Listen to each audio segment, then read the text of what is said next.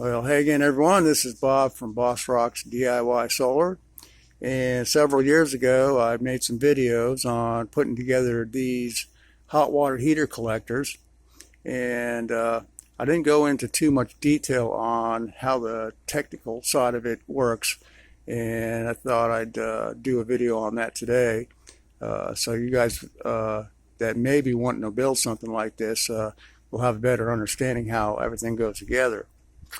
Now, this one here is for the winter time, and then I've got this one over here. This is on a hinge, and I can track the sun with this one. And this is good. I use it all year long, but it's really only good into spring and to about middle of fall. It does real good. In fact,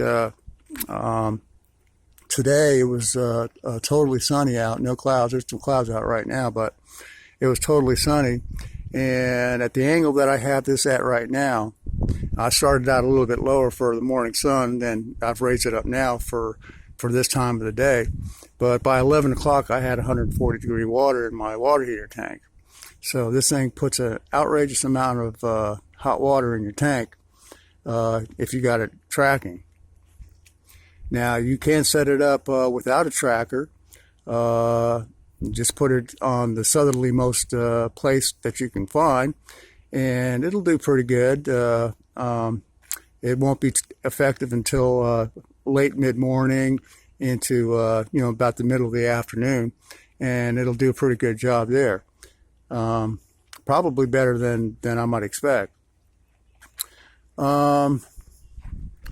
This one here can only be used in the winter time because, as you can see, the sun is high enough right now where it's shading part of the box, and a lot of the coils aren't getting hit by any sun. See right down there, there's sun down there, but there's no sun right there. So, and there's a sensor for my thermostat that controls the circulating pumps. And once that goes into a shadow, this system here cannot be used anymore. So I just shut it down and drain it, and wait till fall when the sun goes back south again until the shadow goes above that sensor there. Then I can start activating it again. And one of the things about this system is that's kind of annoying in the wintertime is when you get down to temperatures below freezing, you've got to drain these systems here so they don't freeze the pipes. So I've got a system set up here with ball valves on it. I got a ball valve at the bottom of this one right here, and there's another one at the bottom of this one right here. And then on the inside, I've got valves to shut off the water supply going to this system, and that isolates these valves right here, which I open up, and that completes the drain, because what you'll have is a vacuum on the system. So if you don't have a ball valve that you can open up on each line, incoming and outgoing, what you'll end up with is a vacuum, and it won't drain completely. The other thing is on this particular collector right here, to drain this one properly, you can't drain it sitting in this position. It's got to be perfectly horizontal. Otherwise, if you were to try to drain it in this position, all your water would be sitting down in these pipes right here, and they'd never get out, and they'd freeze. So when you drain one of these kind here that's a tracker, you make sure that it's perfectly level before you start draining it, and that'll take care of that. And this thing is moved by the stainless steel cable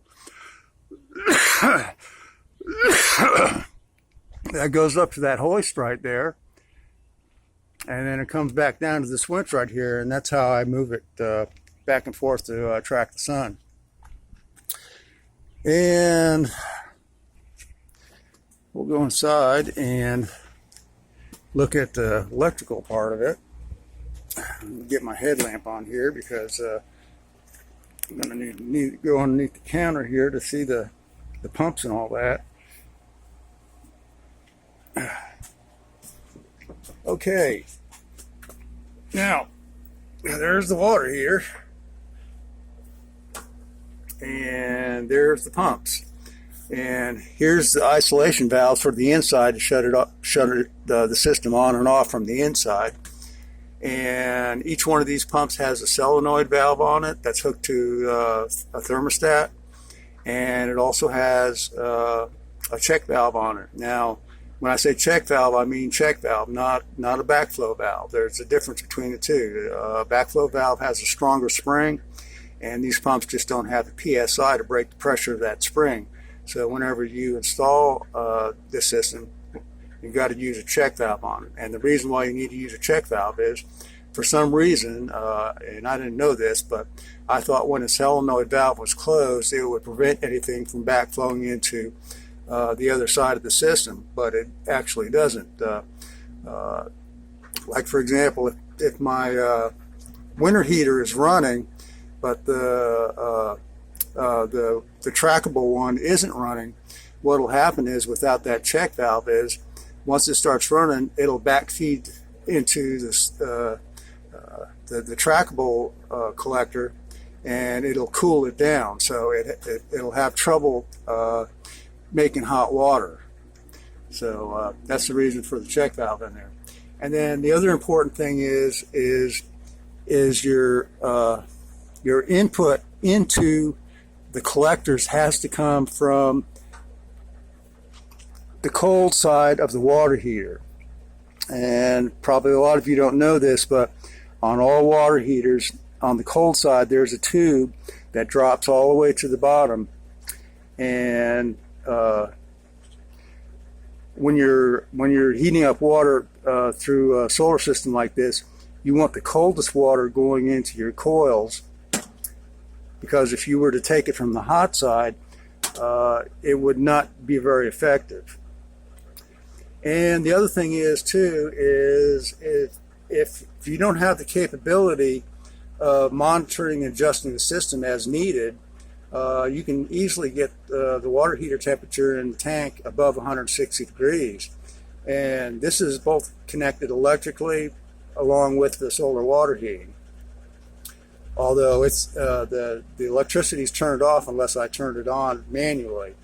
But what happens is if it goes above 160 degrees, behind that top plate there's a thermostat in there with a over temperature sensor on it, and it'll trip if you go above 160, 170 degrees.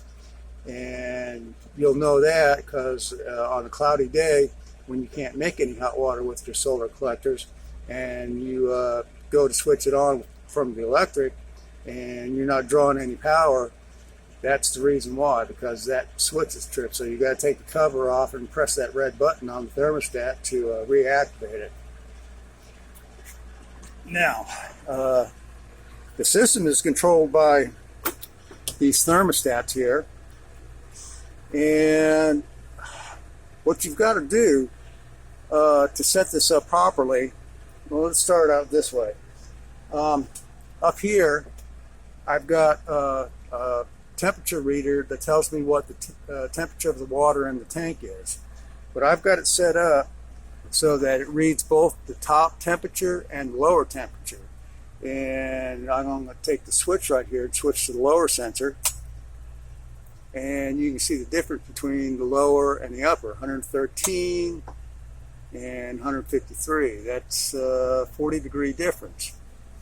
So what you want to do when you first set this up is you'll set this on the lower setting, see what your water temperature is in the lower part of the tank, and then you'll come over here, and I recommend using this type of thermostat, which you can get off of eBay. You can use any type of thermostat you want, but I like this one, and it's been in service for 5 or 6 years, and I haven't had any trouble with it. So what you do is to set this up is you hit your left button here and press on it like that, and then you switch over to CA, which is calibrate. Now what you want to do is you want to calibrate it so that the readout on this matches what the reading on that is. So if that's 113 degrees, I want to set this to 113 degrees. All right.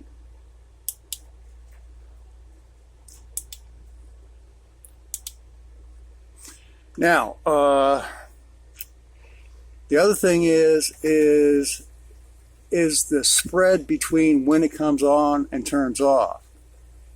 Now, if you're on a full sunny day, you can put quite a large spread between cycles. For example, today I've got it set at 25-degree difference. Now I'll press that button again there and hold it, and then I'll press the next button to it, and that's the difference. And then I'll press this button again and I have a 25-degree difference. Now this works good on a solid sunny day because the coils will heat up really fast, and it'll heat your water up really fast too because it'll cycle pretty fast. But if you're on a partly cloudy day where there's not a whole lot of sun, then what you want to do is set your difference lower. So on a cloudy day where I've got a lot of clouds, I'll set the difference down to 10 degrees. It'll cycle faster, but it won't heat up the water as fast. But you'll still get some hot water. And other than that, that's basically what's involved in getting this hooked up. Like I said, it requires constant attention because what you're going to have to do, for example, all right, let's say, all right, get back up here and switch this to the upper. We got 154 there, but let's pretend and say that that's 130 degrees, all right? So what you'll want to do is you want to set your thermostat so that it's at 130 degrees, which is what that would say. And what happens is it'll go through its cycle, but the temperature on that will keep rising all the time. So what you're going to have to do is you're going to have to follow that on this. So when that goes up to, like, say 135 degrees, then you're going to want to come back here and set this to 235 degrees. Because what's going to happen is the water in the bottom of the tank is going to stay above whatever the low temperature is on this. If you got this set at 130 and bottom of the tank temperature is 135, then when the pump comes on, it'll never shut down because the water temperature in the tank is higher than what the thermostat's set for. So that's one of the faults of this system here, of making it a little inconvenient to use. And let me get this set back to appropriate temperature, 150.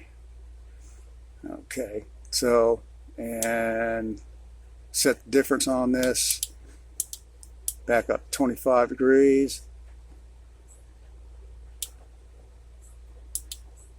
All right, so this is set for 150 degrees, and with the 25-degree difference, that means that coil is going to have to get up to 175 degrees before the pump kicks on. And then when it draws down the water out of the tank, presuming that the temperature in the tank is under 150 degrees, then it'll shut down and it'll wait for it to heat up again, and then just keep on doing that cycle over and over. So there you go. That's pretty much the size of it there. If you have any questions about this other than what I've told you, feel free to leave some comments, and I'll get to them as soon as I see them. Anyways, there you go. If you're going to build one of these, good luck. Thanks for watching.